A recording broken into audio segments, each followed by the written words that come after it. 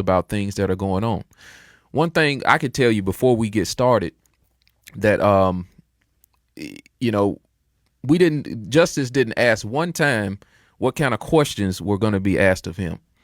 What that says is he's going to come and present himself with honesty, because we've had some candidates that want to know every question we're going to ask them. And, it's nothing wrong with being prepared. But it says something when someone is willing to come on a platform and be willing to answer any questions that's put before them.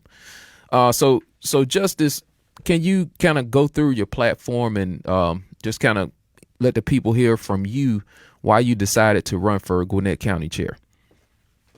Absolutely.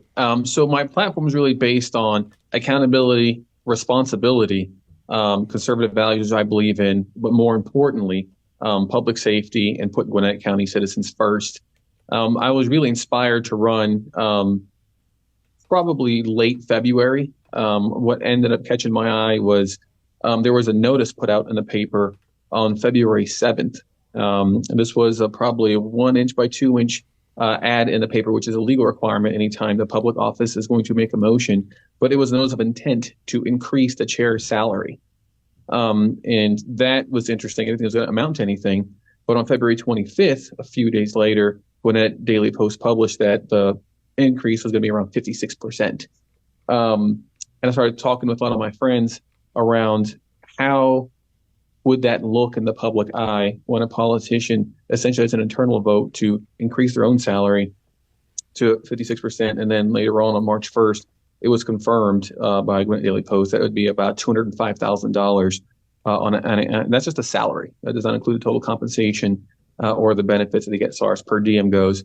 So I think about that and how that resonates with Gwinnett. And, the median house price here as of February is $450,000. The median household income in Gwinnett is $82,000. Now, this median household income of $82,000, I got this from the Census Bureau as of 2022. And that sounds like a pretty decent number, but it tabulates all the folks who live in that household and lumps all their incomes together. So each individual is making significantly less than that $82,000. So that's what really projected me to get on this career to talk about financial responsibility and more of a transparent government. The way they went about that salary increase should have been a lot more public and, more importantly, try to garner public support. If you feel like you deserve a pay raise, the people should absolutely have a say in it since they're the ones that are paying that salary. So that was my initial launch. The rest of my platform is around budget and accountability and lower taxes. I'm just looking at a 6-year running stint with Gwinnett County operating budget. 2018, it was $1.67 billion. Now we are here in 2024, it's $2.53 billion. So that's about a 52% increase in 6 years. And that's just not sustainable. When you think about the amount of people that are joining or to move in Gwinnett County, that is nowhere near compensatory for that type of increase. And you mentioned this earlier yourself, Antonio, the spending budget is going to go off a cliff. And I think it has already went over that cliff, and we're going to have to work very hard to bring it back in. And the concerning part about how that budget is split up is about $1.97 billion is going to just operating Gwinnett County. So just to do standard everyday day-to-day operations, 78% of that budget, almost $1.98 billion, goes to just operating the whole entire county, which to me, that shows that it's an egregious misuse of taxpayer funds, and it's inefficient and ineffective. So that's where accountability is needed. Responsible planning and budget is looking at where this money is going with these special programs, special interests, things that the people don't want nor need being pushed on them in packages to pay for in 30 years at a time with special taxes. Those are some of the things that are top and foremost for my mind. The other piece is public safety. And you mentioned this earlier, talking to a staffer when it comes down to the crime rate.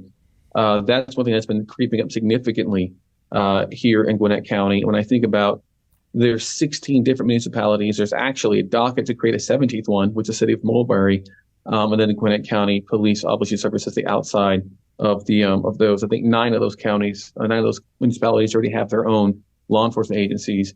But I went to a town hall 2 weeks ago at Sewanee City Hall, and they were giving a public safety update where they shared in the calendar year of 2023 that we hired 105 uniformed police officers, which sounds like a great number for a 12-month span.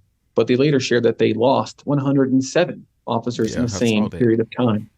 So a net negative So that's two what, like a for, net 3 hired justice, net 2 or 3 yeah, guys. Wow. yeah. And that's police, right? Fire department is a totally different issue. Those folks have a significant understaffing issue, and they're Mhm. suffering from burnout from nonstop mandatory overtime and double shifts.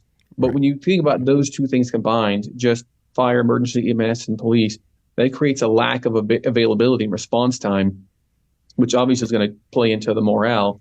But the bigger picture is you got to think about how or why would we be losing about 9 officers a month Yeah. on average, right? So There's a bigger hold on, problem. before we get to that, put a pin in that. Let's go back